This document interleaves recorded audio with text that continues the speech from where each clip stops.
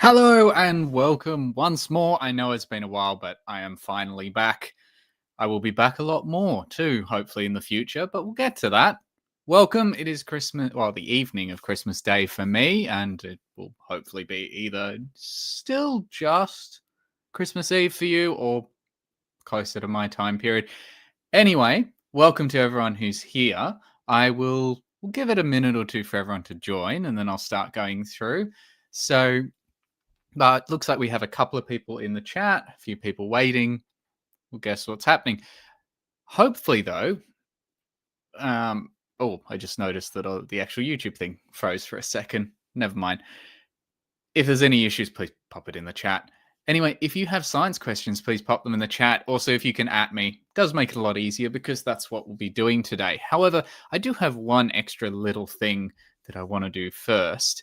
And that is I have a question of the day, or at least a question I'll give you the answer for at the end. So no spoiling it in the chat if you know the answer. If you don't know the answer, well, feel free to comment away.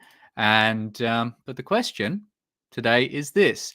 Which of these elements is the only one that doesn't emit Christmas colors in a flame test? Sodium, barium, calcium, or strontium?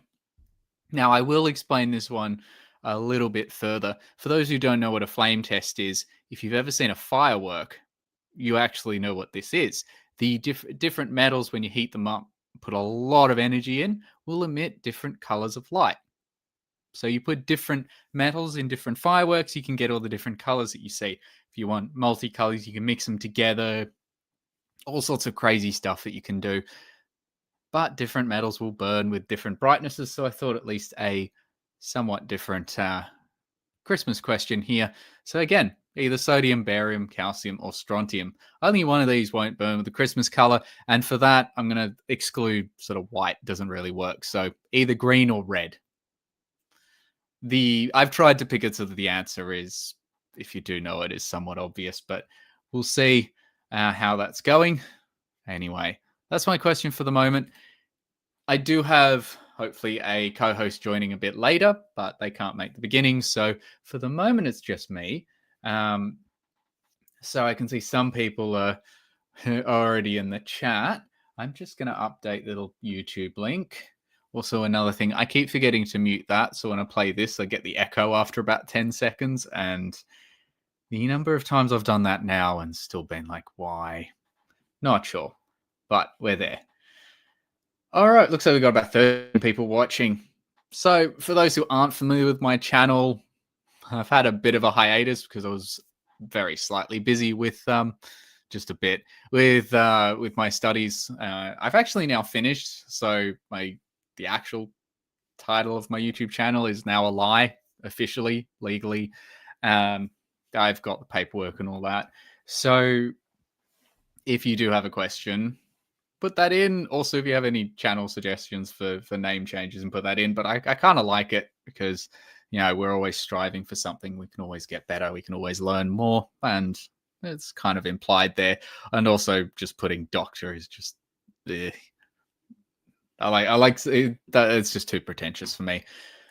Anyway, I'll bring the question of the day up later as we go through. We have quite a bit. As I said, I'm going to give a few moments for everyone to start filing in. But if you have any questions, particularly anything that might be Christmas themed, go for it. By the way, I don't mind what the questions are. If you ask me, I will take them seriously. My answer might be no or I don't know, but hey, we'll see. See what we can do. Um, we'll get you. I mean, as I said, I'll wait for questions before we go. I do have that one there. Um, if I don't get any questions at the moment, I have a couple of things I can mention. I even have a cool picture of a laser too to show off how some of the emission works, but we can get to that. Uh, all right. So I can see, still see a few people in the chat. Looks like there's a lot of people just chilling in the background, which is cool. I think that's what happened last year as well. I'm also getting really good use out of that intro because I've used it now. It's the third time in a row because I've been part of the Purples Marathon for that long now, which is all cool. So that's good. Sorry, I'm also just keeping an eye on messages at the moment as well. But yes, also if anyone does want to join the actual stream, as long as someone in the community knows you, just so we don't get anyone random joining, I'm happy for you to have to get the StreamYard's link, and we can go for it. My only thing is I don't do politics or religion or anything like that on here. Science questions, yes, and I guess if you're really pushing it, I don't mind if it's a bit about like science education questions. We can do that as well, science communication. But yeah, as interesting as this discussion was previously, it's not the thing I do on my channel. Mainly because there's much better qualified people to have those discussions than me. I said I like my lasers. That's my background. All right. Okay. Yes, I can see. Yes, I know. It does take a moment for things to filter who's watching, etc. It's gone. The number's gone up and down. I had to refresh it. But yeah. Well, Detroit Atheist Queen, I think you're now 15, actually. Just went up by 1. Thank you. So we've got that. Anyway, as I said, a little hard. I'm not used to doing this without a co-host, but as I said, should have one joining later. As for now, I am waiting for your science questions. I said, if you have any, feel free to ask. I also do like my history too, although don't go past 1945. I probably won't know it as well as you do at that point. But yes, I'm one of those odd people who can draw you schematics of like German U-boats. Yeah, I have weird ways of spending my free time. But outside of that, just for a little background for those who are new to the channel, since I think we are getting a few people who might not have seen this channel before. My background is in chemistry and physics. So my PhD was in physics, but I built gas detectors for environmental monitoring.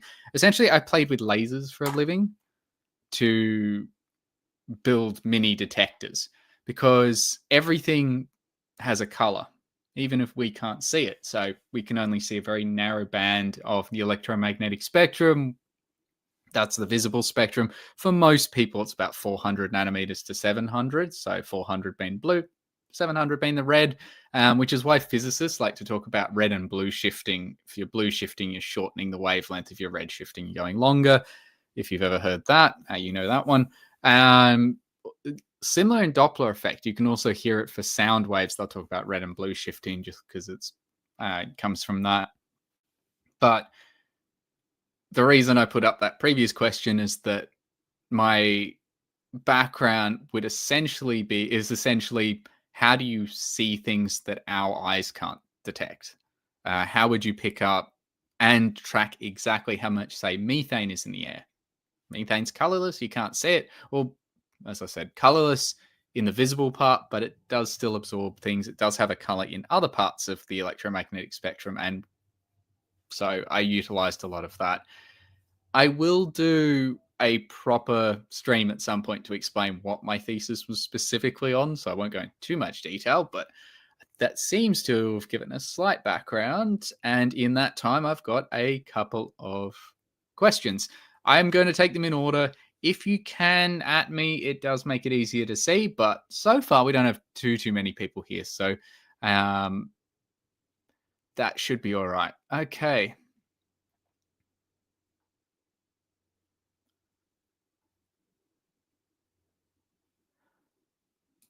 Would have been something to have another background during the spectroscopy discussion earlier in the marathon.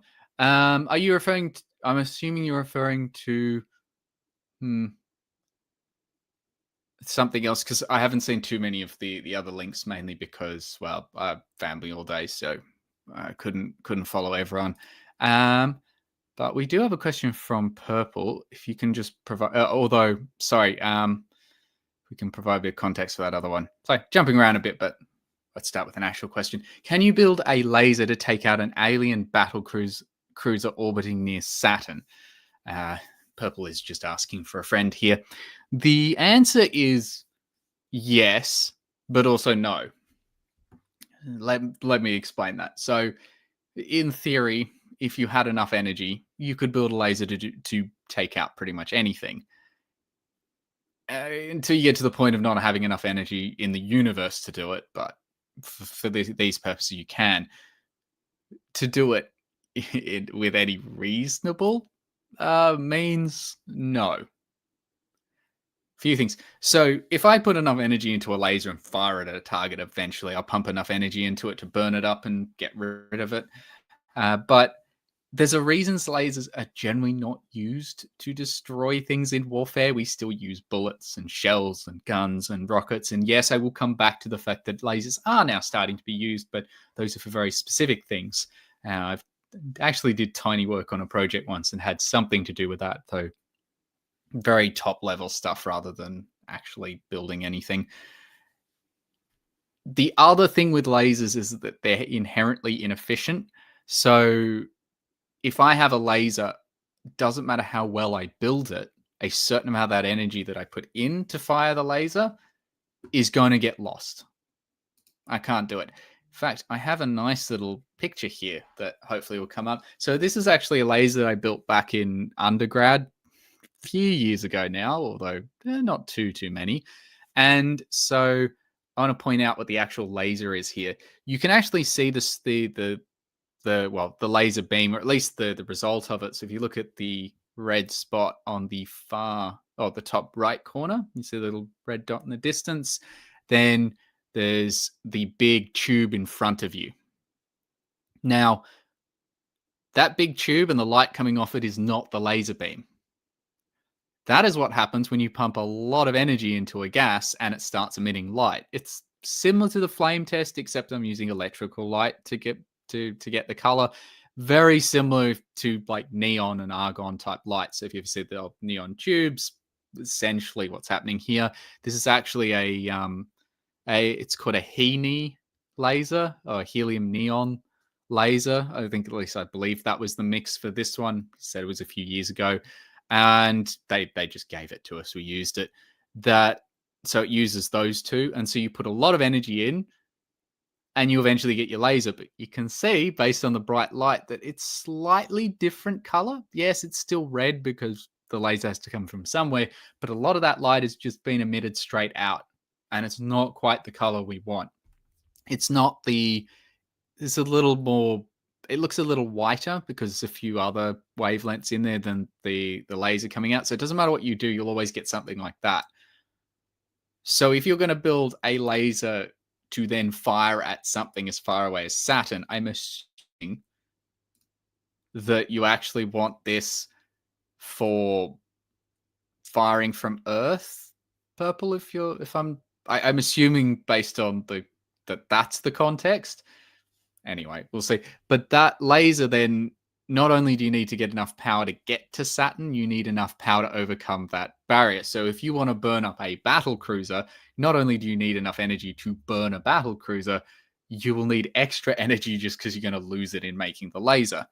Also, there's another problem with lasers over long distances, and that is laser beams do not travel in a perfectly straight line or perfectly parallel beam.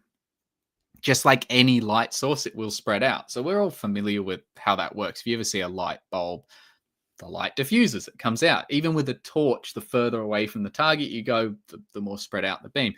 That's car headlights, etc., even a candle. So they're all fairly obvious and intuitive examples. Lasers may not be as intuitive, but they still do that. They just do it a lot slower than other light sources. So you also have that. And yeah, over a couple of meters, if you, or even, 20 odd meters, if you say in a hall or something, doing a laser pointer at a screen, you're barely going to notice it. However, once you start to get to a few hundred meters, you do start to notice that. Even if you set things up really, really well, if you're talking about a few kilometers, now you got to be really careful. The fact that that beam is going to diverge. Now, if that diverges and spreads out, that means you got less energy, which means you need to ramp up the power of the beam so that by the time it hits the target, the little area of the target has the same amount of energy. So by the time you fired something from the Earth to Saturn, I'm trying to do the calculation in my head, but I'm trying to do a slight conversion. To give you an idea, if I fire a laser from Earth to the moon, so they left retro reflectors when they landed on the moon, and you can actually bounce a laser off them. The reason accuracy is not super important is that if you fire a narrow beam, even if it's only a couple of centimeters wide from when you fire it from Earth, by the time it hits the moon, it's already about a kilometer across. So that laser beam is now a kilometer. It's just if you have enough power and you hit the reflectors, just enough of it comes back to pick up. So now you, instead of going to the moon, you're going to Saturn. You're probably going to have a beam wider than the planet. At least you probably would at that point. Maybe you can do some weird focusing thing in the middle, but then again, you need some kind of lens a few kilometers across. So by the time you actually try and hit the battle cruiser, you now have a beam that is very, very wide, which means you need to put so much energy into it that you'll probably start burning parts of Saturn. And you also then need to pump enough energy into your laser. So at that point, you're probably going to just destroy the laser that you're building. Yeah, to give you an idea of how much energy is involved with firing lasers over really, really long distances, there's a wavelength thing too, which don't watch it. Although it's got a lot of views compared to the other ones on my channel, it's second one, so it's bad. I did do a video on the time that America decided to make space-based X-rays lasers that were powered by nuclear bombs, because that was an appropriate energy source, or at least someone did at the time. It's part of Reagan's whole Star Wars defense program. That thing is wild. The projects they have there it actually sounds like it's out of sci-fi, and hardly any of them would have ever worked. Oh well. We shall see what happens if any of that ever comes to fruition, although some of the research was used in other areas, so they never built a space-based X-ray laser, but we did make synchrotrons, which do a lot of nice science, so there's that. Again, all nice topics for a video. I probably will do a remake of that Project Excalibur video. Yes, I will be back, but we'll see. All right, now I'm trying to think if there's anything else about trying to burn a Saturn. Oh yeah, my thing is that if I'm trying to hit something that's that far away, I'm just going to launch a solid object or a hollow object full of explosives at it. There's a reason battleships don't currently have. Well, we don't have any battleships. I'll come back to that one in a second. But there's a reason no modern warship has a laser as its primary weapon. Lasers can be used. They're used at much shorter ranges, sometimes a few kilometers, for generally things like anti-missile or anti-drone work. The anti-missile ones, literally just short range. You heat the missile up and try and blow it up or destroy its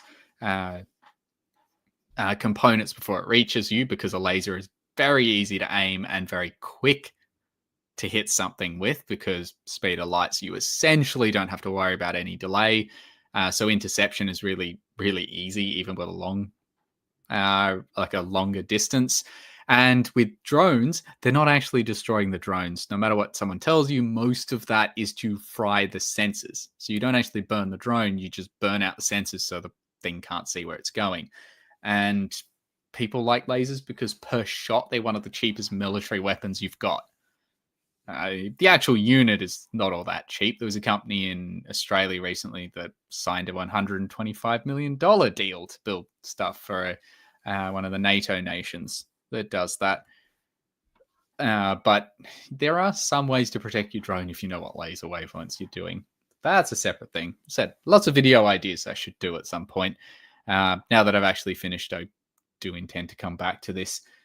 Okay. Oh, yes, and purple. Yes, I know. A beam as wide as a planet should make it easier to aim. Yes, but by that point, with any reasonable thing you could build on Earth, you're probably at best just going to slightly heat up the battle cruiser, which, given that they're in space, is not something they'll need to worry about. Might actually help them and just put out their solar panels and capture the energy if it's the right wavelength. If I had an enemy fleet incoming, my best one, if I ever did write a sci-fi novel, this is what I would do. I would, because travel distances in space, excluding the idea of warp drives, which theoretically might be possible, they're so vast that you're gonna, if you're looking for it, you can generally tell that an enemy's coming in from a long way away. I would find some kind of space debris, an asteroid, meteorite, asteroid, something like that, that's floating around, or at least whose orbit will take it somewhat close at some point. I would then go and either put rockets on it, maybe explosives, whatever, and I would divert its course at the last second. So basically, divert it into the path of your enemy. And then the other thing I do is I'd actually do it's Armageddon, yes, where you would actually put a bomb in the middle of it. Because unlike that movie, if I put a bomb in the middle of it and set it off and break it into a million pieces, I've turned a single asteroid into a giant cosmic shotgun. And I think that will do a lot more damage than a laser ever would. And you can do it for a lot less energy. NASA have proven that you can actually change the course of asteroids with impacts. That was something they did last year from memory. It was recent, but you can do it. And again, if you have the energy to build a massive laser, you can probably divert an asteroid a lot easier. Less energy. There you go. Not too many questions, so I'm just going to have to keep going until someone else has a question. Let's see. Who's in chat? I've got a couple of people, a couple of new people, a few faces that I recognize, but let's go through. So I did say I'd do it earlier, but we've got Detroit Atheist Queen 247. I believe I don't think I've seen you in the live chat before, although it has been since last Christmas, since I was doing a live stream. So apologies if that's just my memory. We've got Jinx U 6407, Tilting Windmill, Purple's here, obviously. If for those who aren't aware, as I have put it in the description, this was part of Purple's Christmas marathon. So I am one of many videos. I will put the link up soon to the next video as well. They'll follow mine, although that won't be for another 96 minutes. Yeah, you're stuck with me till then if you're part of that.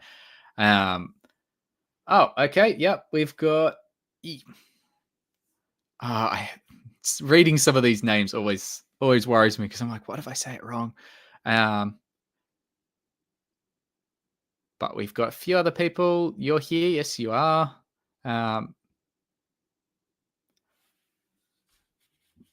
Oh, thanks for that, Purple. Sorry, I don't. Yes, you can help me with the algorithm, but I just like the really bad pun. Bad jokes are cool as well, which if people don't give me science questions, maybe that's what I'll threaten you all with. You can all get my really, really lame science jokes and maybe a few others for the record as well. I got Bryce Vinning as well for 4,500. So I was just going to say your name got distracted by Purple's bad joke. So I do like bad jokes.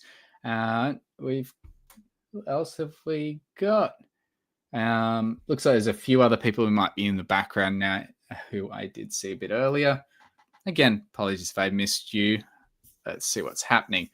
As I said, for those who did join maybe after I did the initial video, I'm going to bring up my question of the day again, which is, which of these elements is the only one that doesn't emit Christmas colors in a flame test? We've either got sodium, barium, calcium, or strontium. If you've ever seen fireworks, that's essentially a really pretty example of a flame test where you heat something up, gives off light because you put a lot of that energy in, and some of that energy goes into light, which, if it's in the visible part, we can see that and get pretty colors. And different elements have different colors that they'll emit. Hence how you can make fireworks different colors, different elements in there. All right. Now, that principle can also be used elsewhere. So if you've ever seen pictures from, say, Hubble or James Webb, you can kind of use it, although you generally want more specialist things. But the colors that you pick up from stars and things can tell you a lot about them as well. In fact, one of my favorite little facts about the periodic table is that helium was discovered on the sun before it was discovered on Earth. We actually knew it existed before we actually discovered it here. And that was simply because in the very early days of the field's called spectroscopy, that's where you use different colors to pick up chemicals, to oversimplify a lot, but I don't think anyone needs a 4-hour HSE rant for me on spectroscopy, which is something I'm trained to do, but I won't put you all through. In the very early days, they started splitting up the light from the sun, and they started matching up the colors that they could see or couldn't see, because if you're doing absorption, it'll be dark bands where the light goes missing. And they figured out that there were wavelengths that they hadn't seen in any element they'd come across on Earth. So they named the element after the sun, because that's where it comes. So that's why we call helium helium. After the Greek word for sun. So we discovered it there just by using spectroscopy, and it was only later that we picked it up on Earth. But helium is very hard to detect without modern technology, mainly because even if you somehow have a bit of helium, it tends to just piss off into space. And it's not an exaggeration. It does actually escape very, very quickly. And so, yeah, anyone using a helium balloon for a birthday, you are wasting some of the little helium that we have. Not that I've ever used that to breathe in and tell really lame science jokes in a squeaky voice. So I've seen a few guesses for our questions so far. I think someone earlier said strontium. Purple rhymes with orange is going with calcium. Yeah, we'll see if anyone's right. You put your guesses in. Someone else has said sodium, so that's 3 out of the 4 that we've covered. Okay. So it looks like barium. No one seems to like barium at the moment. It's all right. Maybe you all know that one's not the answer. We'll see. Some people may know the answer, others probably a guess, but we'll say we'll come back to it. It's a slight science one, and remember, you can ask me any questions. So you can ask me further questions about some of them. I won't give you the colors of the ones that are in there, but I can give you a little more information about how it works. So feel free to go with that. And let's see.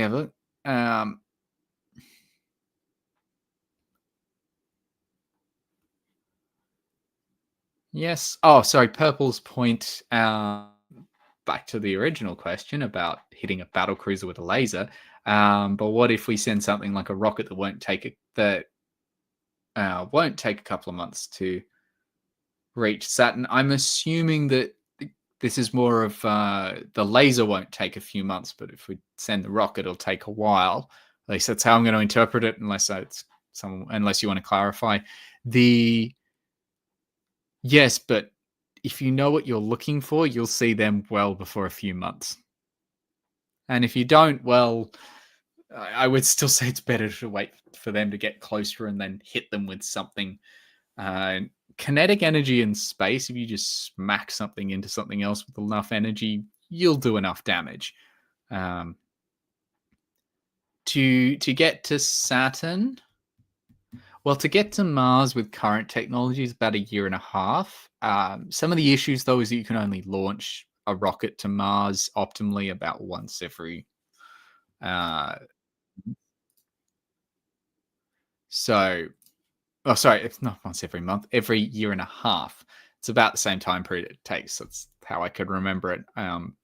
Has been a while since I've seen the numbers, so I'll have to double check. But that's the sort of thing we're looking at to get to Mars, and you've got to go a lot further to get to Saturn. So yes, it would be years. Although if you're talking future space tech and you can ramp the speed up to relativistic speeds, so even something like 10-20% the speed of light, then yeah, it'll be a lot shorter.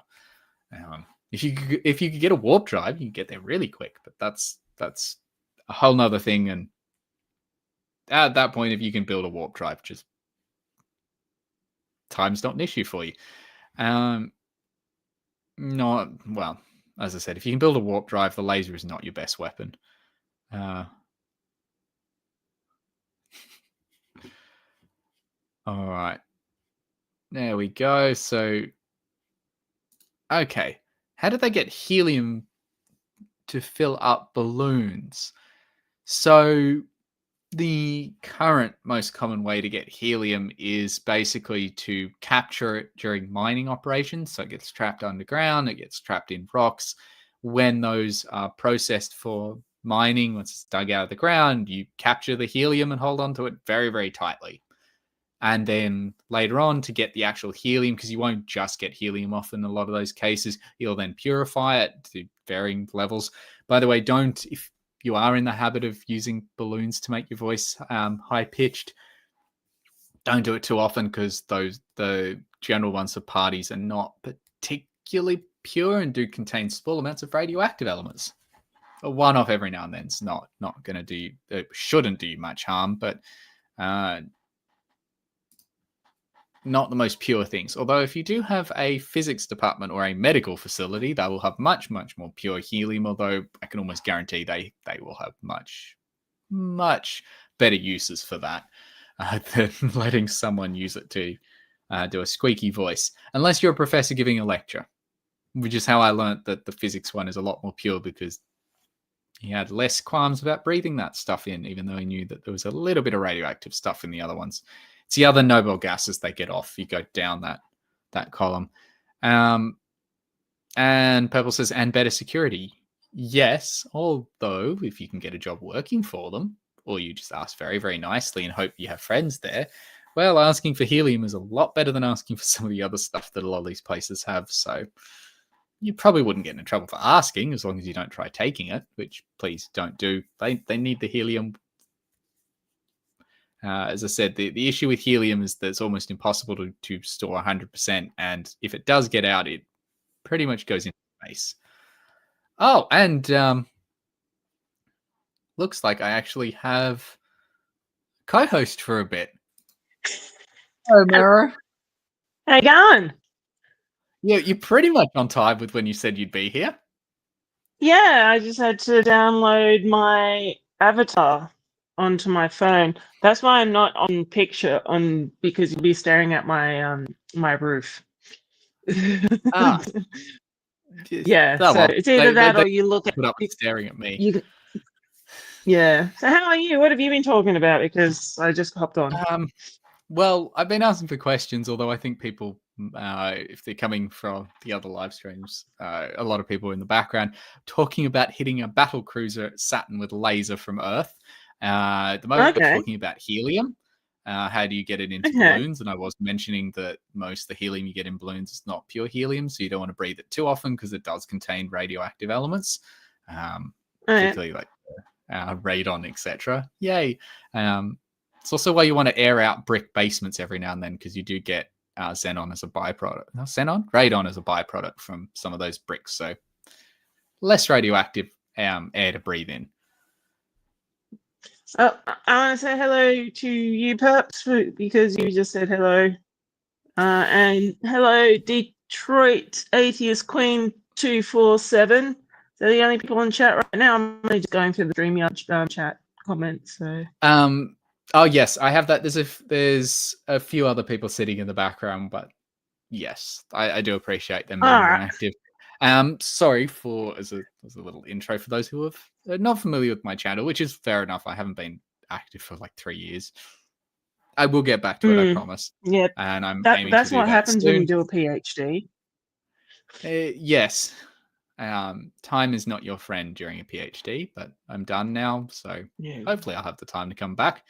Do have a full-time job coming up, so we'll see. But coming back to that, Maro from the Navadia, from the channel Navadia, has been my co-host. I've been yours a few times now. We both like science, although I'll give Mero a pass. Completely different. You are still a biologist, sort of. I know. Sorry, I have to be a little. I'm a mini biologist. Yeah. Yeah. Yeah. You're one of those people who thinks that biology is hard because you haven't done it yet. No, it's more it's of one biology. Of those things that kind of is. Yeah. Yeah, I love the argument that biology is hard, and I was like, have you even tried doing it? It is not hard because you require to if you do biology, you not only need to understand biology, you also have to understand both physics and chemistry as well. Like it uses all three branches of hard science, and it's like yeah with the exception of math, but maths maths is just evil. Even you would agree with that. It definitely can be evil, but math is a tool that you use in science, so it kind of appears in all of them. Yes, it's like the whole meme about which science is the best or the most pure, and then it goes, you start with something like biology. Oh, looks like Mero dropped out. Anyway, I will continue with this while I'm hoping they attempt to come back. You start with biology, and then chemistry goes, yeah, but isn't biology just chemistry? And then physics goes, well, isn't chemistry just physics? Aren't the rules of the laws of chemistry determined by physics? And then maths goes, yeah, but isn't all of this determined mathematically? At which point biology comes back and can go, but isn't all of these concepts derived from your brains, which are fundamentally biological processes? So, yeah, there's a thing, most scientists just like joking about being pretentious as to which science is the best, but these days there's so much overlap. If you ever go to any scientific institution that's big enough to have multiple fields, that there's so much overlap and a lot of collaboration that it's actually very hard to draw the line. So in my case, I'm a physical chemist because I can't actually distinguish whether I'm a physicist or a chemist at this point. So I just tell everyone I'm both because I'm qualified in both. Anyway, we're still on the same topic when you dropped out. Yeah, sorry about that. I have the earphones that I'm using has this really annoying ability to, like, if I tap it in just the right spot, it will stop. And I can't figure out how to tap it in the spot to turn it started again. So I have to basically it makes life difficult. So, and I couldn't hear you particularly well, so I swapped to new ones, and that shouldn't happen. Okay, well, hopefully it's a little clearer then for you. Now, so we still don't have too many questions. I mean, Purple is also asking when I'll drop the almost. Basically, when I can come up with a better name, because I'm just not going to drop almost and go doctor. That's a little too pretentious. You could go almost not a doctor. Yes, but then the longer my channel is around, the less accurate that will be. Yeah, true, but it's still wrong because you are a doctor now. Yeah. Put it on a flight. Actually used it. Yeah. Oh, you've used it on a flight now. You're like, I earned this. Fair enough. No one batted an eyelid. I don't think anyone noticed. Yeah. It's actually probably what I want. Sorry, you were no, saying? if I got my PhD, I'd be sort of going, no, I am a doctor for about a couple of months, and they'll be like, yeah, now that's just pretentious, so I won't do that anymore. But It's one of those things where I'll only get someone to actually use the title if they've annoyed me. So places, or is if that why they're you getting enough. Sorry. is that why you told me that I had to start calling you Dr. Matt the other day? Oh, no, completely coincidental. No, I didn't. Oh, No, okay. no. No, I got the bank to change it because I was just like, you're going to take enough money from me over the course of my life that Yeah, exactly. you can at least call me call me the title. And as I said, the flights is more of a, I could have never done it before. As I said, no one batted an eyelid, and I'm fine with that. I don't actually want anyone to call it. I have a few colleagues because I do work with high school students every now and then, and I've got a few colleagues in similar fields who will actually announce that. They're like, because again, high school students often call their teachers like sir and ma'am, and I've had a couple who are like, no, I am a doctor, please. If we're doing intros as to like our backgrounds, I will mention I've done a PhD, but that's just more of being like, can you please listen to me because I've suffered through enough uni to know what I'm talking about. Yeah. Hopefully, but I've never actually told someone. I still get people calling me sir, not just high school students, but also uni students, because I do work with uni students different levels, even like senior undergrads, so people who've been at uni for a few years still occasionally call me sir, and I'm just like, what are you doing? Please don't call me that. That Yeah, makes me no one feel calls old. anyone sir. It's not that, it's just too formal. I've just, there's something weird about it. Because I've had it for about like 6.5, nearly 7 years, where people have called me so, because how long I've been teaching, and no, I just can't. It's just like, no, who are you talking to? I am not a sir. I don't know. Couple of questions that may be relevant for my plans for next year. How did you end up like entering getting into get your PhD? Like, did you have to apply, that sort of stuff? Because I've applied for a research master's, but I would much prefer to get into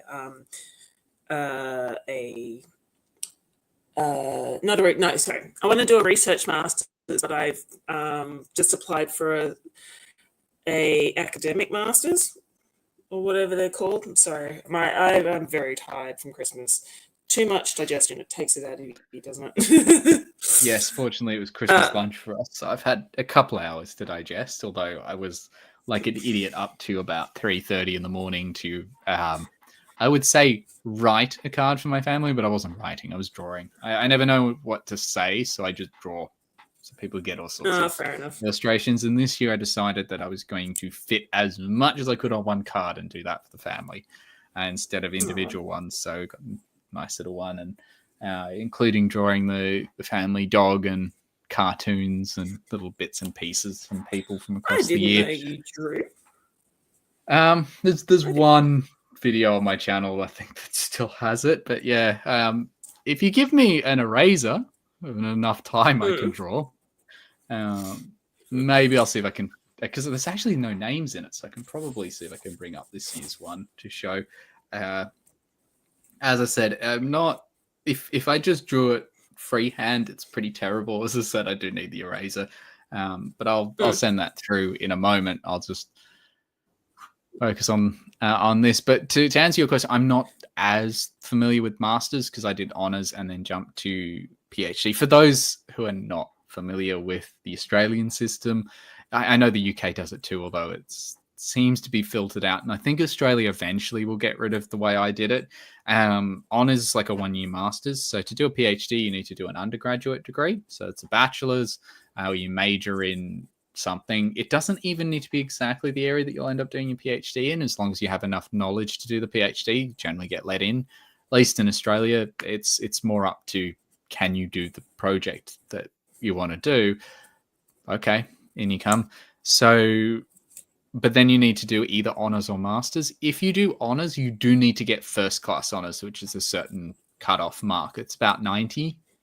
No, sorry, 80. It's about 80 for first class. It's a little different from undergrad marks. If anyone is familiar with the WAM system that we have here, rather than like your grade point average, because we don't really do that, or at least my uni didn't. Then you go to a PhD after that. So if you do well in honors, you can go straight to there. If not, you can do honors then masters, or just do masters and then do PhD. So fastest track is about 7 years in Australia to get a PhD, but that's not very common. Most people spend longer. I did a double degree, even though I did do the honors and straight to PhD. And then my PhD took longer because don't start a massive thesis 2 weeks before a global pandemic reaches your country. Yeah.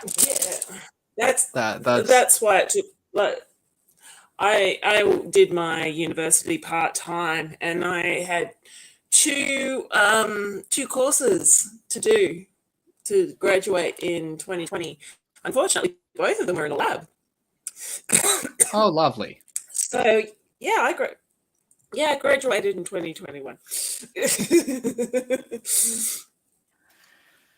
Yes, I would also advise not to do a university degree during a global pandemic. No, it doesn't work particularly well. Not terrible. The thing is, I can advise once you start a PhD, although every PhD is a bit different. One of the reasons why it's so hard to give you this is how you do a PhD is that there is no set guidelines. It is just inherently open. It's the only in Australia, the only requirement to get a PhD is to make a novel contribution to your field. Okay. Whatever the hell that means. And again, Right. that's going to mean different things in different fields, and it basically comes down to the examiners. Now, for the American system is a bit different to Australia. You tend to do the masters as part of the PhD, and it's about 5 years, whereas Australia's about 3.5, although mine took 5 years because thank you, global pandemic. That was, yeah. And although it's also common in Australia to extend, needing extensions beyond that 3.5 years is quite common. So generally, if you're starting a PhD, give at least 4 years on top of everything else you've done. Yay. Get to tell everyone just how easy it is to do a PhD. No, there's a reason not many people have PhDs, but we don't need more mad people doing PhDs. And I'll say mad people because if you're doing a PhD, you're by mad. definition. Yes. Yeah. It's one of those things that's sort of trying to think of the nicest way to put it. You don't do it because logic. You do it because you really want to. I would like to do. Sorry, what was that? No, I was just saying you PhD you do because you really, really want to.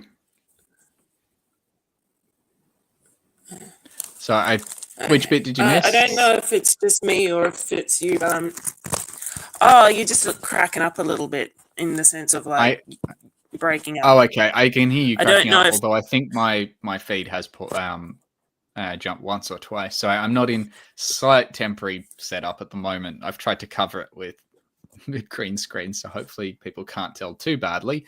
But yes, also I did, while with going through that, which is why I kept looking off screen, I did bring up, this was the card that they got this year. I didn't put any, yes. It's the sort of attitude that we have, but that's the sort of sketches that I like doing. So you can see the dog in there. That's pretty cute. You're pretty good. I'm going to tell you that. You're pretty good. Give me enough time and an eraser, because this is not what it looked like when I first started. A lot of this is, okay, no, that's horribly off. Let's, and like even like the dog and everything, the one on the left, the actual dog, not the cartoon of, I am really curious if anyone actually recognizes the two characters that I've drawn there. The cat is also a bit of a giveaway if you're familiar with that movie. It's from Who Framed Roger Rabbit? Nope. Is that right? No? No, I actually haven't seen that one. Yeah, I haven't. like saying you haven't seen The Princess Bride. Don't you say you haven't seen The Princess Bride. I'm going to keep my mouth shut. You what? No, I've kept my mouth shut. I haven't said anything. You, yeah, but silence is an admission of guilt. It's not how we Chat. treat it in a court of law. Oh, yeah, but I'm sorry, but that's how I'm treating it here. Seriously? Okay. Chat. F Yeah, the in chat got it. Chat. Yeah. Sorry, so, yeah, the chat's got it, chat but- got the movie. Yeah. But F in the Whoa. chat here for Matt not seeing either the Who Framed Roger Rabbit or The Princess Bride. Gosh, there is judgment coming from me. Oh, let's do that. I do need to correct. I'm not sure exactly how to say their handle. Is it G0001? Anyway, it's actually not the Great Mouse Detective. It's actually the mouse when he dresses up as a detective from the Aristocrats. Although it does look very similar to Basil from the Great Mouse Detective, which is one that I have drawn in the past. I've drawn. Someone got a card with Professor Rattigan drawn all over one side of it. I'm not going to start putting any pictures from the actual movies up because, this is YouTube and we do not put images up from anything from Disney, unless I've drawn it like that, where they're not going to pick that up. But the dogs, I like their names because Napoleon and Lafayette. Those the characters. The thing is, like, Napoleon is the leader. It's kind of one of the little jokes they have in that. But Lafayette historically was one of his marshals. If you're wondering why they probably picked that name. So one of his minions.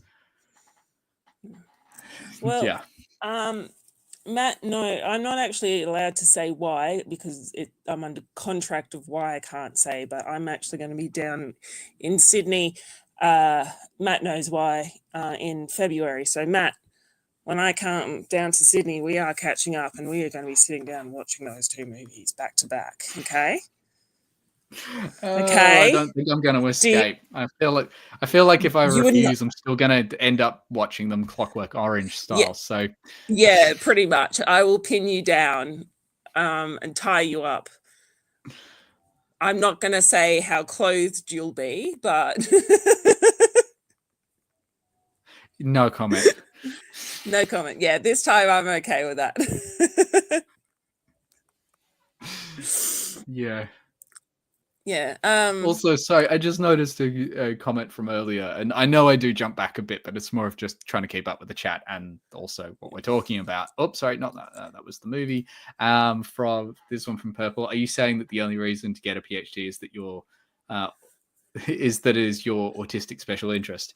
I would say, I mean, that could help, but there is actually statistically a much higher proportion of neurodivergence in the sciences than just generally in the general public. Yeah. Because yes, it does attract a lot of people who have that special interest, because financially you're way, way worse off doing a PhD than not, if you're just talking about the finding optimal jobs. And in my case, I never wanted to go into academia, so being a professor is not quite what I wanted to do. But yeah, although yes, you could do it as a bit of a joke. There is some truth to it in that it does help. Yeah, I wonder how much of science it's like the whole thing, because with that statistics, vaccines don't cause autism, but autism may have helped cause vaccines. Autism causes vaccines. Yeah. I mean, like, if I had my dream job, which doesn't exist in the world because this is how screwed up science is, I would just love to go into a lab and just do research. I don't want to be academic. I don't want to go and workshop and blah blah blah. I just want to go and do the sampling, do the extractions, get the data, go home, figure out the data, and then that would be my dream job.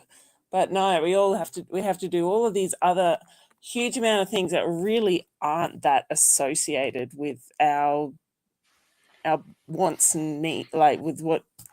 So that's what I would love to do. But if you're going to do that, and it's associated with the university, you've got to also teach. And I think that's a terrible thing, because there are some people who are very clearly autistic and they just can't teach to save their lives. They're not engaging. Although, I do want to point out, I have come across lecturers who very clearly are, and are really good teachers once you get past the fact that if you are wrong, they will tell you straight to your face that you are horribly wrong. But they actually made amazing teachers. Sorry, I was just interrupting because it did remind me of a few of my professors. But you are right. You get people who...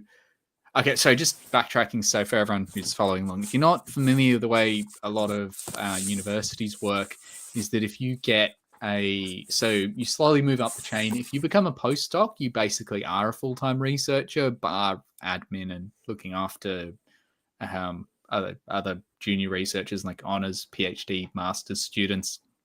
You won't generally not. But once you start moving up, because also it's not a lot of job security you do, does depend a lot on the country, although generally speaking, academia is not a particularly stable field to be in until you've got a couple of decades of experience, plus, the decade of, study that you did beforehand. So you can have 3 decades under your belt and not have a permanent position. That's just, yeah. So hopefully by then you do, but it is also easily possible not to.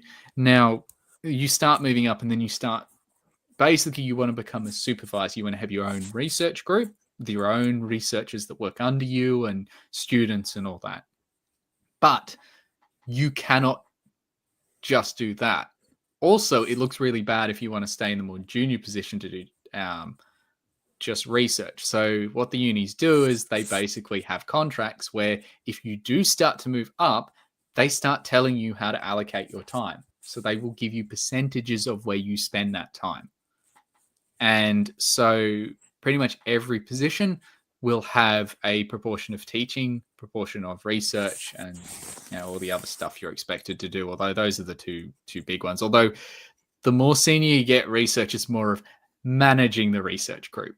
You spend less and less time in the lab the more senior you go. So there's a running joke in chemistry that you can always tell the professor's lab coat because it's the only one that's still white. Yeah. Because they don't go into the lab to do work very often. And for some people that suits them. There are some people who they are much better managers in that position. They're good at getting the funding. They're good at managing people and managing the research. And that's where they're passionate because they're still producing science. Because you do need people to do that. But there are others, as you pointed out, who their special skills are just leave them in the lab. They will get you good research. But then... Although you can find teaching positions, so that percentage is much, much more heavily weighted to being a teacher, it's actually not good for your career generally. It's actually, if you want to be a teacher at a university and you don't want to do as much research, that people frown on that. I think it is slowly starting to change, at least at the uni I am. COVID started to change that a little bit. And also there's been a bit of action from some of the unions to try and push the unis to actually start, making the contracts more flexible, which I'm like, that's just more logical. If someone is a lot better at research, someone else is better at teaching, then, change the percentages so that they actually are doing more of the thing that they're really good at. But yeah, it's a weird way academia works. And it's always kind of been like that. And it's one of those things that should change, but as I said, you do find some people, but one of the other issues you get is that means that you get people, or you can get people in fairly senior positions who have absolutely no training as a manager. Yeah, I mean, if you told me that I had to be a manager, I'd be useless at it. I can't manage myself, let alone a team of people. So, expecting me to manage people, it's like there's a reason why I've never gone up into the management positions that even though I could have ended up being in a lot higher role in my previous job, being a manager. But I just went, no, because I have ADHD. I can't, as I said, I can barely manage myself. I mean, even the ADHD aside, there are some days I forget, what I had for breakfast. So, but I think we all have days like that. But yes, without training, management is hard. And as I said, people don't get training, and some people are good at it. They're going to put the effort in. They might be natural leaders, although a lot of the time it's they have the right experiences, they have the right mindset, and so they will work at it, but not always. Maybe this is, as I said, I will do a live stream about my PhD. I had one incident where I would have a regularly scheduled meeting, this person, and this regular scheduled meeting went on for months, no issues. And then suddenly they didn't turn up. Just didn't show up. I kind of guessed was going to happen. They weren't always the best at telling me things. I was like, who cares? I was just like, more time to actually finish my thesis, which I needed. And then I get a message from them being like, to make sure this doesn't happen, please send an agenda in the future beforehand. Like, what? So they made it my problem because they didn't show up to the meeting that they were scheduled in for, that we'd been doing for months. Fair enough. So you get people like that. I'm like, oh well. But as I said, on the other hand, you do get some people who are really, really good at their ones. And I said they aren't trying to change that, so you can find more teaching ones. But yeah, to find a pure research position is, particularly a senior one, is almost non-existent because it's just not a role that traditionally exists at a uni. Yeah. So, which means you go into private research, and so you don't have any control over what you are researching, really. Yeah, although even at uni, you don't always have control because you need to go where the funding is. And yes, I know there's always issues with it, but I don't know if there's a perfect system, but at least not that we have time to get into. No. But I'm wondering if we have... Yeah. I haven't seen any new questions. I think people must be just enjoying this in the background or completely fascinated by our in-depth talk about unis. To be fair, we do have the sexiest accents. Come on. Yeah. There's a few that compete, but... Oh, yeah, the Irish accent is pretty... But I can do a pretty good Irish accent. I mean, if you haven't seen my... No, let's not do that. Yes, I have seen your videos. We can all agree it's actually quite shite.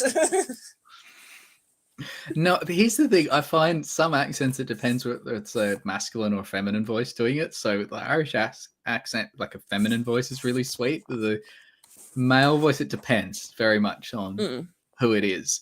Yeah. But yeah, anyway. Although even like Australian accents, it's not that we have a lot of very different ones, although there are some different ones, but it's more of the how strong it is. Yeah. Yeah, I can't tell. Like, there's a very slight regional accents, but if someone from Perth came over, and I wouldn't be able to tell where they're from. I just would know they're Aussie. There's like just to give you an idea, for I think a lot of our audience is probably going to be based in Europe and America. Perth is a 6-hour flight from actually roughly 6 hours for both of us. We're not on the same it's like 5,000 kilometers away or something ridiculous. Yeah, like that. And you can't tell the difference in the accent. Which I think in either America or Europe, you've probably changed language or accent pretty strongly by then. There are although within cities, there are some parts of Sydney that will have a slightly different accent. You get some that have been influenced by some of the migrants, particularly from Mediterranean. There are some parts that have a different, very unique accent, which I'm not going to attempt to do because that's just going to come across really badly because I can't do accents.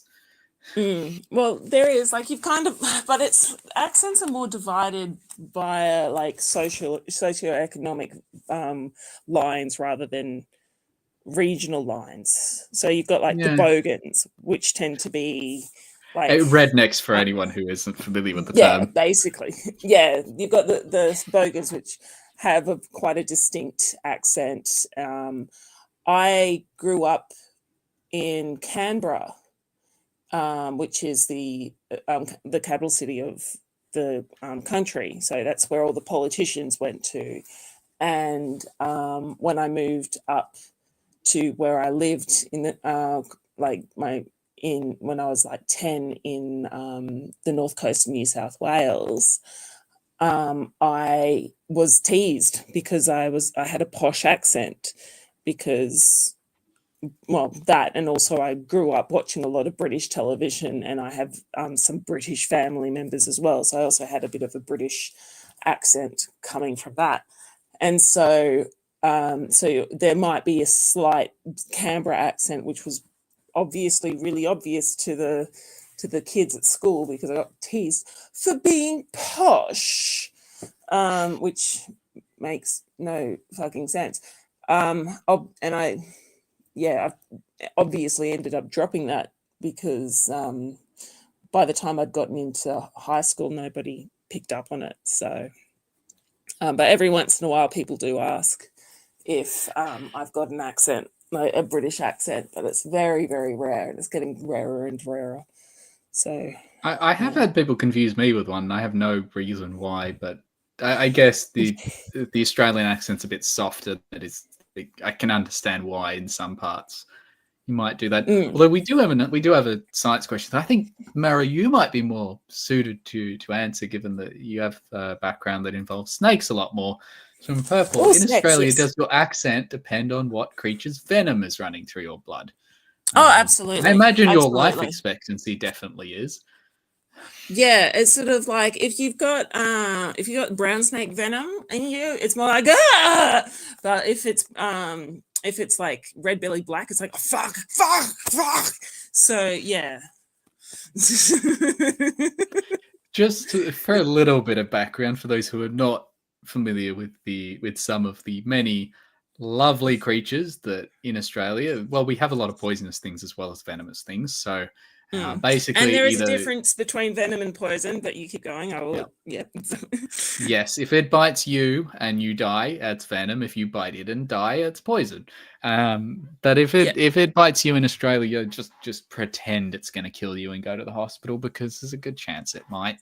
Very, very. But yeah, brown snakes. I don't think per the actual milliliter of venom, they're not the most venomous, but they are very aggressive snakes. If they want to bite you, they will go for you. Not compared really. to others. Compared to others. That's it's relevant. Snakes are actually pretty chill as creatures, and they don't want to bite you, but the accidents happen, but there's also idiots. Did I tell Australia you doesn't have my a drinking analogy? problem. No. I think you did once, but my weapon want to analogy. refresh it. May as well give it there. Okay.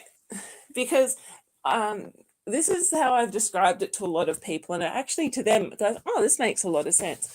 Although the analogy does break down a little bit, so you're going to have to play along with me. So let's say somebody comes into your house and you're standing there, and next to you is a big stick that you picked up on your walk, a $5,000 knife, or a $50,000 single-use weapon that you require for work. So that's the part where the analogy breaks down why you would have a $50,000 single-use weapon that you require for work. Play along with me. You work on a farm or something. Yeah. There you go. And you need a mini nuclear bomb or something. I don't know. So, Matt, what's the first weapon that you would pick up in that scenario? Probably. Yeah, you go for the stick or the knife or both. It depends on the context. But yeah, if the knife is fragile, I'm going for the stick. It's also got longer reach. It's actually probably safer. Exactly. And that's the first thing that a snake does. A stick doesn't cost you any money. And in this analogy, money is equal to energy. So a stick doesn't cost you any money. It keeps you far away from your predator. And that first thing that you do is you hide, or you rely on your camouflage for things to not work, like for them not to kill you.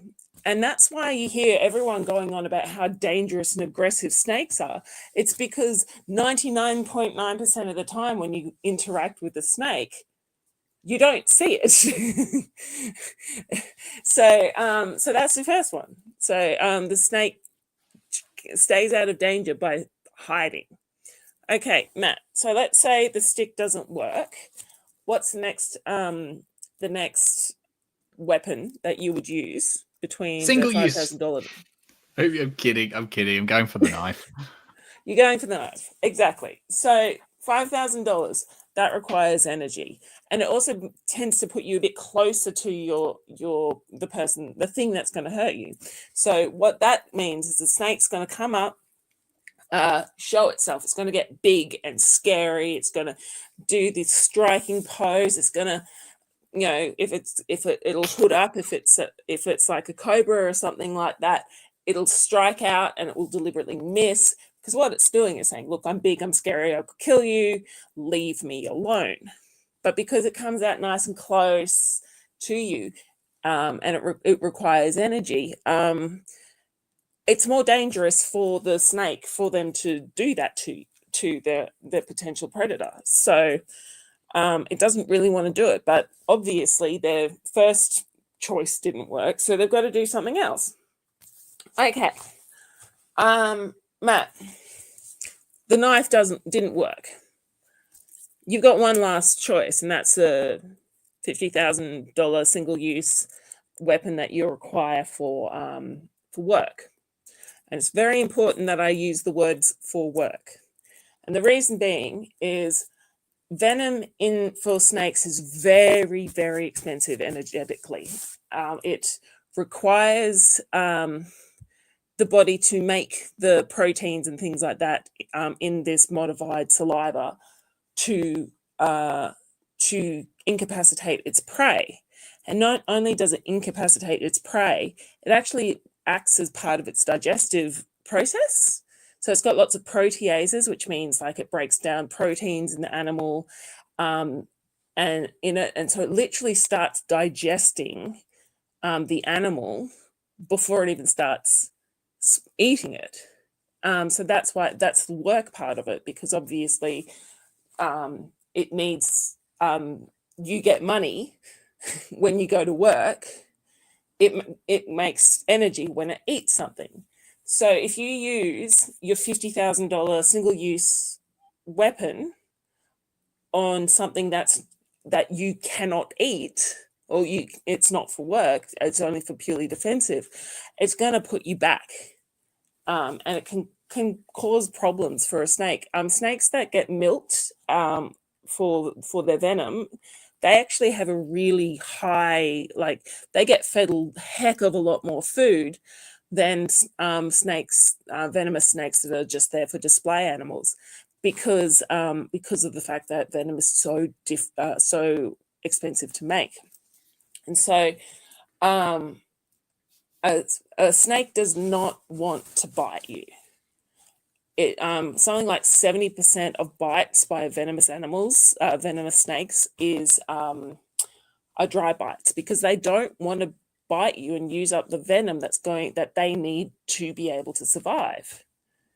And so, unfortunately, in a place like Australia, where if you do like an inland taipan whose venom is so toxic that handling it without gloves is enough to put you into a coma. Even a dry bite from one of our really venomous snakes is enough to make people really, really sick and put them in hospital. So that's the analogy that I use to explain to people why snakes do not, like being bitten by a snake is incredibly rare, because what they want to do is they want to either hide or fuck off. So I actually was going for a walk, and this lady coming the opposite way was like shaking and everything. She's like, shit, I just stood on a brown snake. And I was like, oh shit, that's terrible, that's scary. And I walked with her. I said, look, I know a lot about snakes. I know a lot about how they work and rah, rah, rah. And I did the whole weapons thing. And I said, look, what you went through was incredibly scary. And yes, it was very dangerous and stuff like that. I'm not taking that away. I'm just letting you know that the reason why this snake didn't bite you was because you scared it just as much as it scared you, and its first initial instinct was to run the fuck away. And so it was, so this lady stood on a friggin' brown snake, and the snake just ran away. It didn't attack her. So that kind of and gives as you... I said, they're the more aggressive snakes that we have. I think a lot of people get bitten because you get cornered, like they end up in the house, so they end up somewhere where they do feel like they need to use it. Exactly. Or you occasionally get idiots who should leave them alone, who don't. Yeah. Basically, think Deep State Annex put it. I think it was Deep State Annex who said it. Sorry, I'm going back through the. Well, he was going to say. I think it was there. Sorry. Yeah, no, it was just near the bottom. Sorry. Sorry, it was Gary. Hey Gary. So it was you who said it. Sorry, Hey, I'm trying to keep keeping an eye on the chat too. Use your running shoes, put some distance. Yeah. Don't immediately run, just gently step back. They're pretty intelligent creatures, though. You can generally tell when you don't mean to hurt them. But yeah, the ones that I think are way more likely to bite you if you get them very, very close to spiders. Mainly because if they're on you, their venom is not relatively as expensive. And also, if they're on you, they're probably already feeling a lot more threatened because of the size difference. So, but then you get ones like redbacks. If you're healthy, they're not going to kill you, but you're going to be in a lot of pain. Because their venom works very different from pretty much every other venom does. So most venoms use, I believe, the endocrine system. That's why movement spreads venom. So you keep people still if they've been bitten by something. You do the compression bandage. You go down the limb if it is a limb. If you've been bitten on the torso or the head, you're in a bit of trouble. Depending on what it is. Yeah. But and also, redbacks go through the muscular system and it hurts like hell. Apparently, I've never been bitten by one. And I don't want to be. We've got funnel webs, although people they're not too common to get bitten by, because unless you go sticking your hand in places that you can't see, so like holes under rocks and places, they're not likely to attack you. Although they are very aggressive. If you do ever see one in your house, just leave it alone. Don't try and put it in a jar, because that's the biggest mistake people make. They try and catch them in a jar and they put it down. They forget that they're holding the jar with their fingers and they miss. And then they'll go for your fingers. Funnel webs are probably one of the few spiders where I will actually go, I'm getting the spray, the can of bug killer. That's if I saw one in my room, I'm getting out and then coming back with something with long range on it. Relatively long range for a spider, that is. They don't jump, but they're big, they're fast, and they're scary. They're aggressive. Only the females, though. Those are the big ones. The males are not. I think the males are technicnically venomous, but it's nowhere near as bad as the females. No. They're the bigger females. And big black. They have caused fatalities, but only like infants and stuff like that. Yeah, or people who can't get treatment. I don't think we had. I think we had one fatality a year or two ago, but it was like years before. Mainly because we have anti-venom all over the place for it, because it's something that you don't want to not. If you can get to a hospital in Australia, fine, or a medical facility has the anti-venom, but you do need to get there fairly quickly, because those things are. So I think some people have woken up in the middle of the night to find one on their chest. And then they wake up, they look at it, and the movement, and the spider looks and goes. You hear those sorts of stories, but often with the infants, it's lower immunity, or they get bitten and don't tell someone. Because spider bites, some of the symptoms, depending on the bite, are actually similar to having an illness like gastro or allergies as well. So if you but as I said, a redback will be obvious, but that's less likely to kill you. And then you've got whitetails as well. They're pretty nasty because they can cause necrosis. So like really nasty. So your biggest worry with a whitetail, which are actually a fairly common spider, and you actually get bites all the time. Is the infections you'll get afterwards because the necrosis gets infected. Yeah. But they're not like the bite itself is not particularly bad.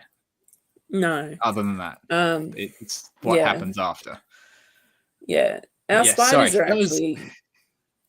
Our spiders are pretty chill, actually, apart from the Sydney funnel web. Which I think we've got. fortunately is not quite the part of Sydney I'm in. Actually, a lot of Sydney you don't find them. It tends to be further north. Yeah. You get them. Also, the we- main part of the city, they're not super common anyway because of the city. yeah. But if you're going camping around Sydney, be alert.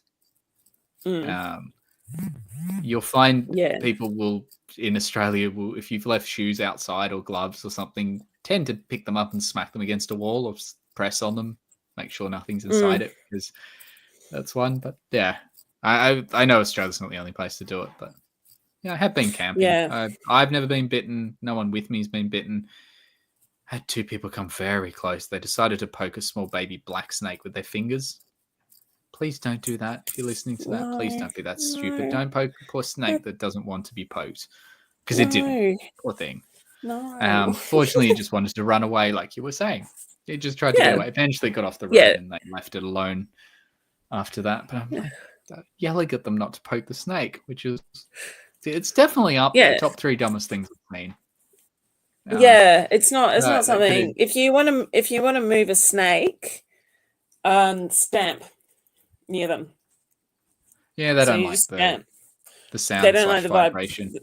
Yeah.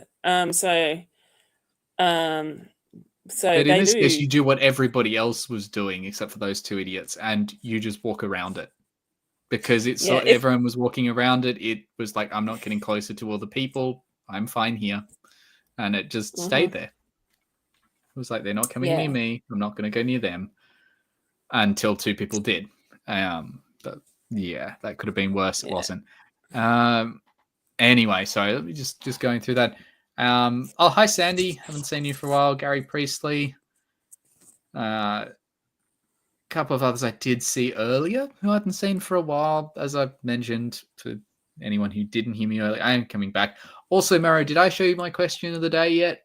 I've shown it a couple of times. I have, because this is a Christmas-themed one.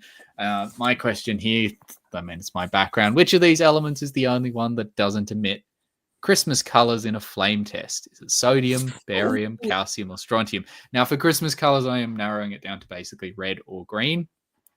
So, well, typical reds and greens. Can you leave those elements back up again? I will I will, but don't give the answer yet if you do know it. I don't. We'll do that right at the end. That'll be the last thing we do. I'll give the answer out. And I have tried to do this so that the answer is fairly obvious. That's not a Christmas color. And as I was mentioning earlier, I think a lot of people have heard it, but in case there is anyone new, flame test is basically the mini lab safe version of setting off fireworks. So fireworks are different colors because when you put a lot of energy into a element, some of that energy will go to light. It'll emit out different colors of light. And so each element gives different colors. And so that's how you get fireworks, essentially. Gunpowder and different metals that glow different colors. Well, they're not glowing, they're emission. But they emit different colors, so you can make all those different colors by putting different metals in them. If you to put them in different places, set up the charges different ways, you get all the stuff. And yes, I imagine a lot of modern fireworks probably wouldn't use gunpowder, they'll probably use some other. I know that magnesium goes bright white. Yep, so flare guns won't help. Often magnesium with, and then flare guns are different colors. They'll generally just add something to it because magnesium will burn. That's a burn. That's just a really bright burn. This is not burning. This is I have the element and then I heat it up and it emits light. I had this other little cool picture I showed some people earlier. This is of a laser. So you can see the insides. You're pumping a lot of energy. And this is electrical rather than heat. You can see that the little dot for the laser you can see in the further to the top right is a much sort of, it looks like a typical red, whereas the other colors are a little whiter. It's still pinky. It's like a pinky white. And that's because the laser's a very particular wavelength, but the other thing's emitting a whole bunch of other lights. Context for that, though, is that lasers are not all that efficient. So you have to put a lot more energy in because you're going to lose some of it to other colors and things. Yeah. What you're Yeah. saying, you can't blow up a planet using laser? I mean, you could if you have enough energy. You could do anything, but it's not your best.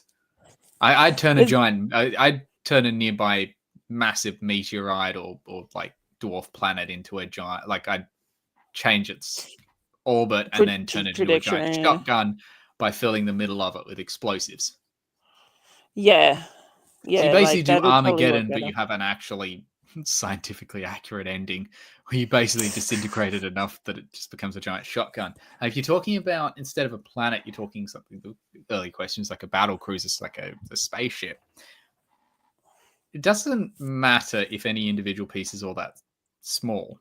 If you have enough of them smashing in at high energy, particularly when you talk about the sort of kinetic energies of things that happen in space, yeah, you're just going to tear it to shreds.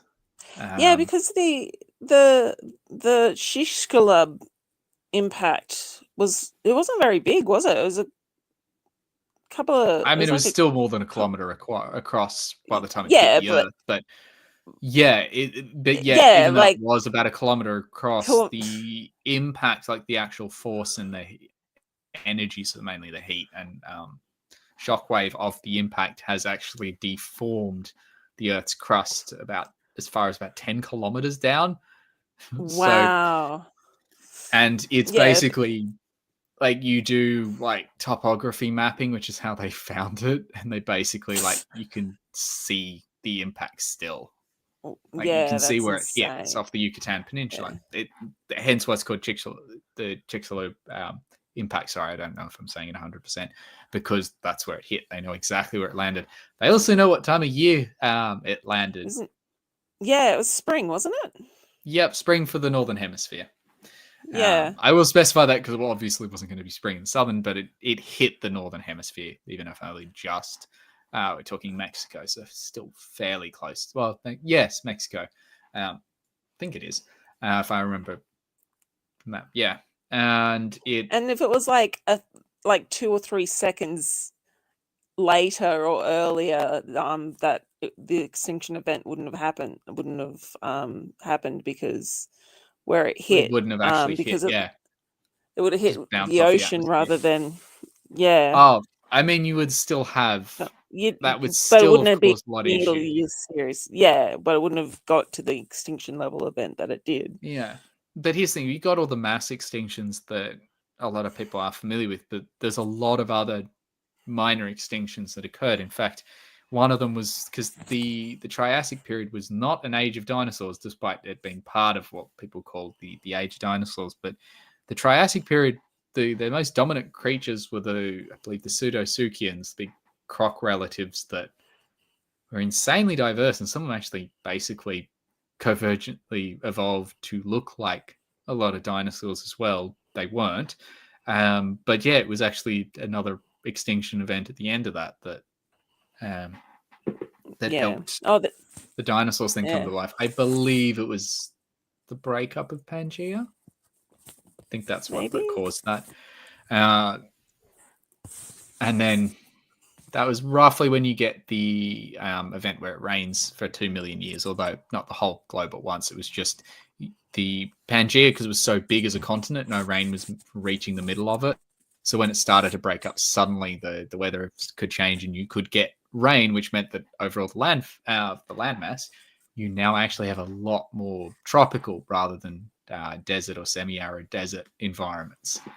And so, yeah, you basically extincted everything, and then although you also get the Permian-Triassic extinction, which was basically when the Earth just decided it was going to do its best impression of either the planet from Dune or I think it's Tatooine. What's the desert one? Yeah, from Star Tatooine. Wars? Yeah, that's Tatooine. Yeah, which I always find weird about sci-fi, in that you have desert planets, frozen planets. I'm like, but Earth is Earth, and it has all of these environments. Why not find another planet that has multiple environments? It's just weird. which is what I could understand kind of an ice liked. planet.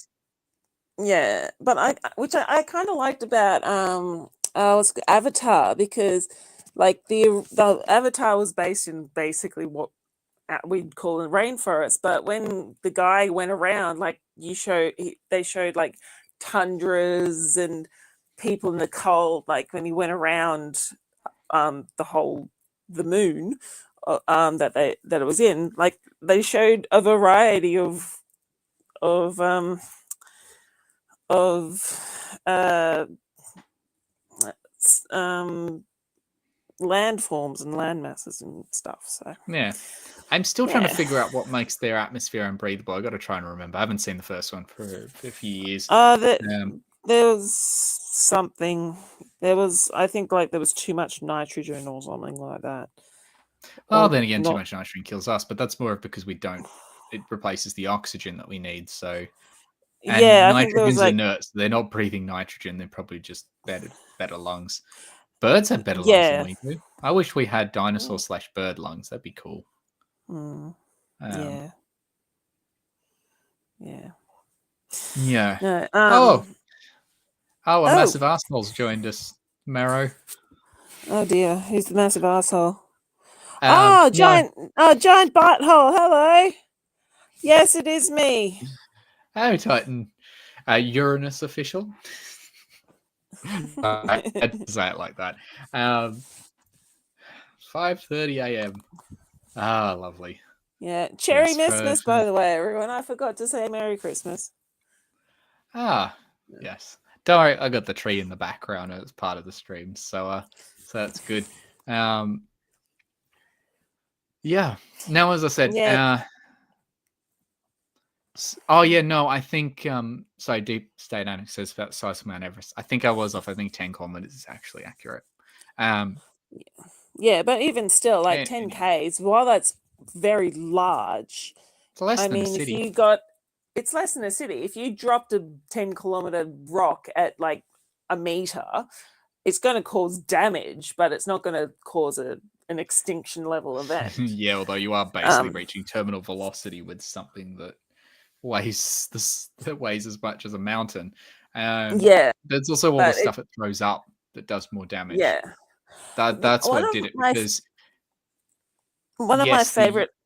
Sorry. One of my favorite pieces of information is that when the Shish Club event happened, it was so disastrous. Every single body that, like, they did computer like it was in silico, and every single body in the solar system, so even out to Pluto, has Earth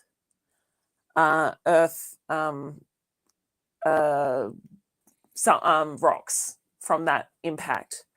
So I didn't realize it went as far as Pluto. I mean, I shouldn't be that surprised. It's still, it's very far.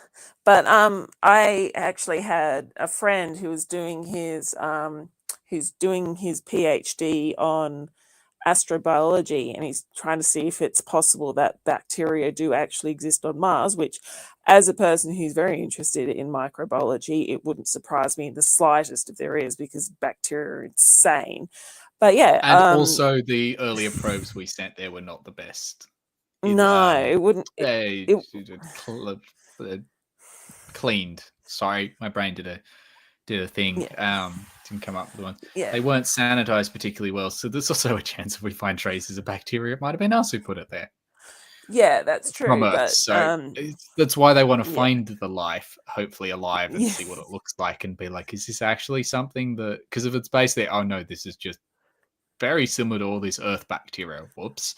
Or is it, no, this stuff is very different, or it's similar to something that should not be here if it was us? That would be would be good. So it wouldn't surprise me in the slightest if there were colonies of bacteria that have landed on Mars from the Shish Club. So, but yeah, I just thought that's one of my favorite pieces of information from that event, was that every single body in the solar system has been contaminated by Earth from the Shish Club.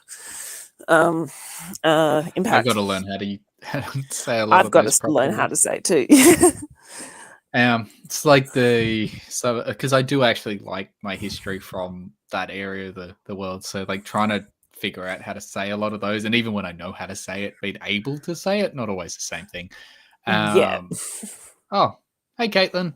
No. We've got a few people I'm seeing. I will do my best to say Merry hi to everyone in the Christmas. chat.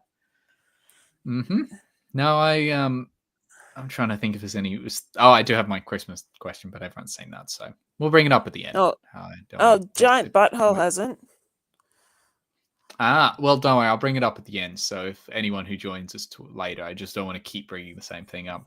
But yes, is my little Christmas question. Although if I'd had more time, I would have set up a full trivia. But I'll look, at least do a question. I've done that in the past.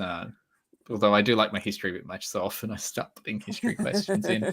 I try and keep them more diverse. Well, I'll tell you a Christmassy themed bacterial piece of information. There is bacteria? Yes, Christmassy, if you're going to go by colours. There is a bacteria called a Serentia marsensens, I don't know how to pronounce it, and it grows in colonies that are bright red. So that's a Christmassy thing, yeah. And so if you have that pink, if you've ever had that pink kind of slime in your bathroom, have you ever seen that? Occasionally, yeah.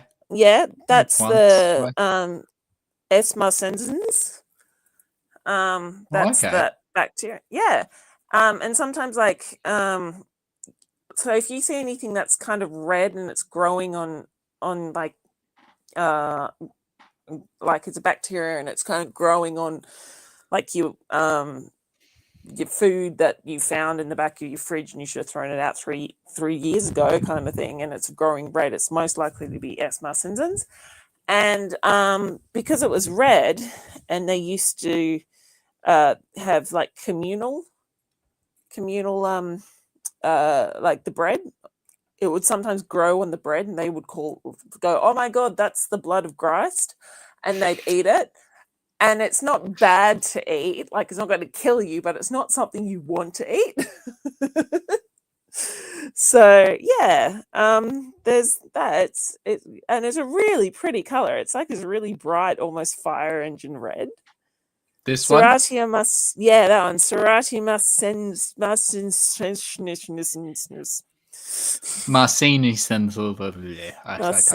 I'm the wrong person to ask pronunciation. There are some chemicals I can do, but that's because I have more practice at saying them and I've heard other people do it. Here's one. You'll probably know what this is, but acetylsalicylic acid.